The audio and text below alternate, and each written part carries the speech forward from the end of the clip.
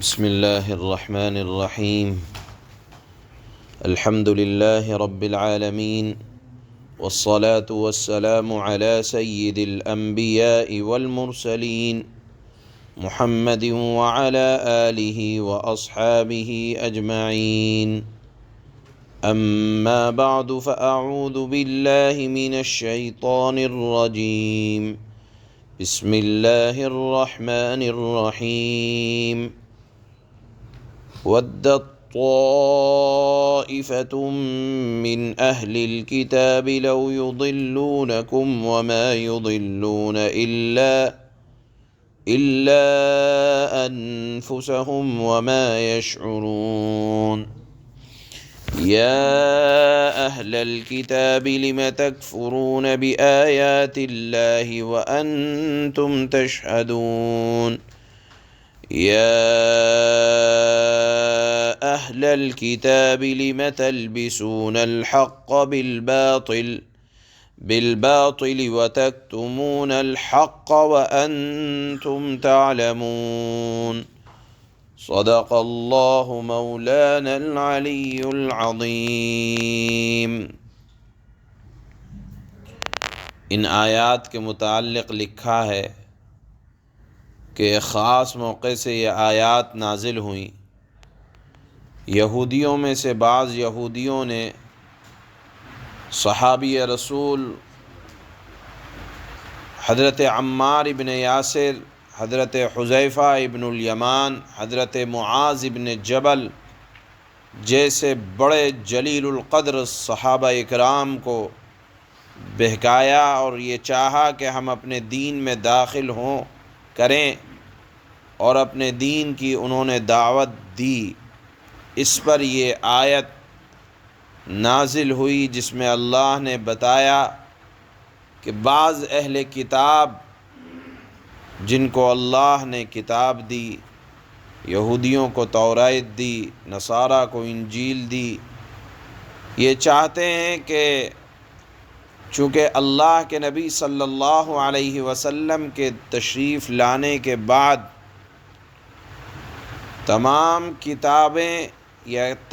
کتابوں کے احکامات ختم ہو چکے تھے اور ان کی تمام کتابیں جو تھیں وہ ان کے زمانے کے ساتھ تک خاص تھیں، اور اللہ کے نبی کے آنے کے بعد اب صرف مذہب اسلام اور قرآن کے احکامات جاری کیے جائیں گے. تو یہودیوں نے آ کر ان حضرات صحابہ اکرام کو اپنے دین میں داخل ہونے کی دعوت دی.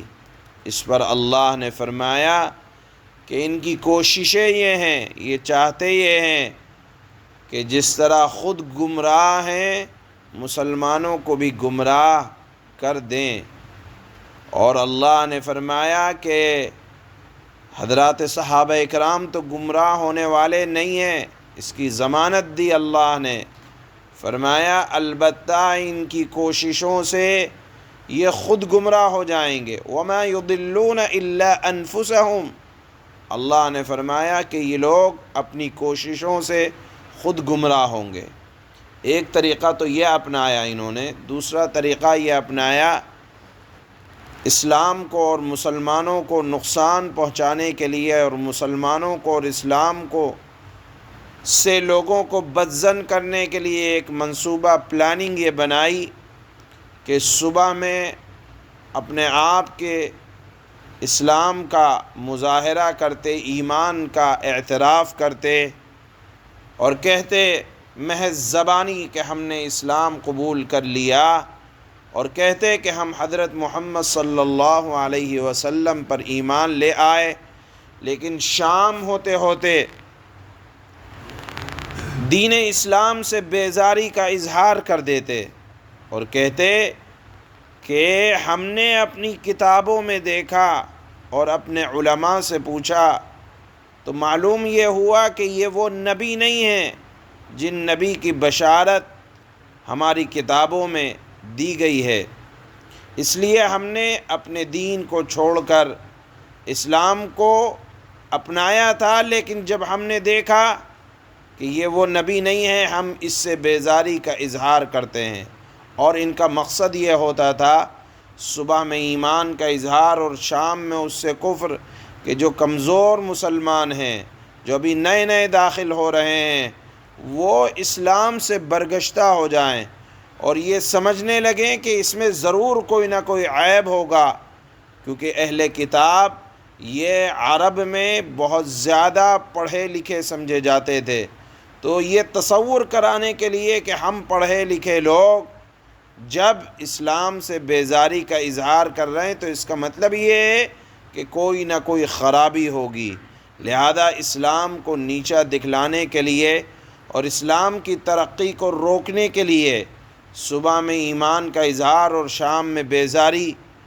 اللہ نے یہ حالات حضرات صحابہ اکرام اور حضرت محمد صلی اللہ علیہ وسلم کے سامنے کھول دیے، اور پھر اللہ نے فرمایا کہ یہ گمراہی سے اسلام کا اور مسلمانوں کا کوئی نقصان نہ ہوگا، البتہ یہ اپنی ذات کا نقصان کر رہے ہیں، اپنی گمراہی میں اضافہ کر رہے ہیں۔ پھر اس پر اللہ نے فرمایا یا اہل الکتاب لم تکفرون بآیات اللہ، اللہ کی آیتوں کا کیوں انکار کر رہے ہو اے اہل کتاب؟ در حقیقت ان کی کتابوں میں حضرت محمد صلی اللہ علیہ وسلم کا نام، آپ کی جائے پیدائش، حتیٰ کہ آپ کہاں ہجرت کر کے جائیں گے اس علاقے کا تذکرہ تھا، اور اللہ نے فرمایا تھا کہ جب وہ آئیں تو ان پر ایمان لانا۔ اللہ فرماتے ہیں کہ جب اتنی علامتیں تمہاری کتابوں میں موجود ہیں تم ان کا کیوں انکار کر رہے ہو؟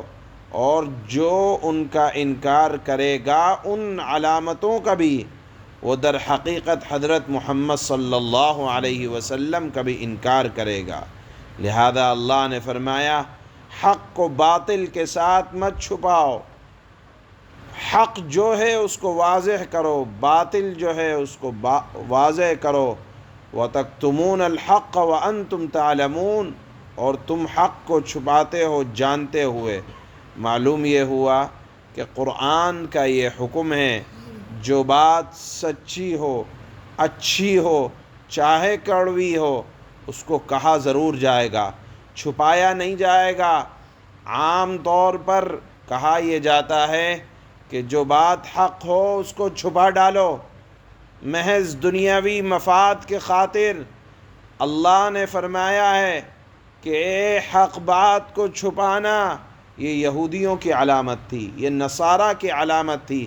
آج بھی کہا جاتا ہے بھئی یہ مسئلہ نہ بیان کیا جائے۔ اللہ فرماتے ہیں کہ مسائل کو چھپانا، حق بات کو چھپانا یہ یہودیوں کی علامت تھی۔ لہذا اگر کہیں کوئی مسئلہ ہو، کوئی بات ہو، کوئی شرعی حکم ہو، اس کو چھپانا نہیں چاہیے، عوام کے سامنے بھی وضاحت کے ساتھ بیان کرنا چاہیے، کیونکہ پچھلی امتوں نے یہی کیا کہ جو مطلب کی بات ہوا کرتی تھی اس کو تو بتاتے تھے، اور جہاں اپنے مزاج کے خلاف کوئی بات ہوئی اس کو چھپا ڈالا۔ اللہ نے فرمایا کہ یہ یہودیوں کی علامت تھی۔ یہ علامتیں یا یہ کردار اللہ اسی لیے بیان کرتے ہیں کہ مسلمان ان تمام برے کرداروں سے، برے افعال سے بچیں۔ بہرحال اللہ نے یہودیوں کی یہ کوشش بتائی ہے کہ اسلام سے بیزار کرانا یہ ان کی فطرت ہے، لیکن اللہ تعالیٰ فرماتے ہیں کہ اس فطرت سے مسلمانوں کا کوئی، سچے پکے مسلمانوں کا کوئی نقصان نہ ہوگا۔ جو بیزار کرانا چاہتے ہیں اللہ تعالیٰ ان سے اپنی بیزاری کا اظہار کرتے ہیں۔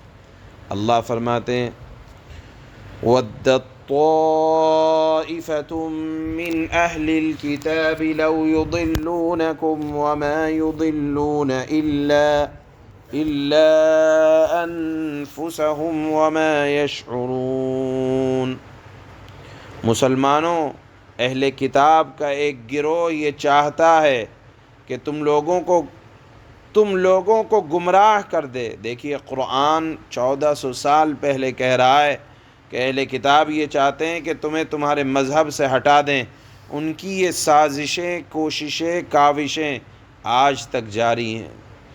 اللہ فرماتے ہیں کہ اہل کتاب کا ایک گروہ یہ چاہتا ہے کہ تم لوگوں کو گمراہ کر دیں، حالانکہ وہ اپنے سوا کسی اور کو گمراہ نہیں کر رہے ہیں، اگرچہ انہیں اس کا احساس تک نہیں ہو رہا۔ یا اہل الکتاب لم تکفرون بآیات اللہ وانتم تشہدون، اہل کتاب اللہ کی آیتوں کا کیوں انکار کرتے ہو حالانکہ تم خود اللہ کی کتاب کے اللہ کی جانب سے نازل ہونے کے گواہ ہو، تمہارے سامنے توریت آئی، انجیل آئی۔ یا اہل الکتاب لم تلبسون الحق بالباطل وتکتمون الحق وانتم تعلمون، اے اہل کتاب تم حق بات کو باطل بات کے ساتھ، یعنی سچی بات کو جھوٹی بات کے ساتھ، اچھی بات کو غلط بات کے ساتھ کیوں ملا دیتے ہو، اور کیوں جان بوجھ کر حق بات کو چھپاتے ہو؟ حق بات کو چھپانا نہیں چاہیے، یہ اللہ نے مسلمانوں سے بھی اپیل کی ہے۔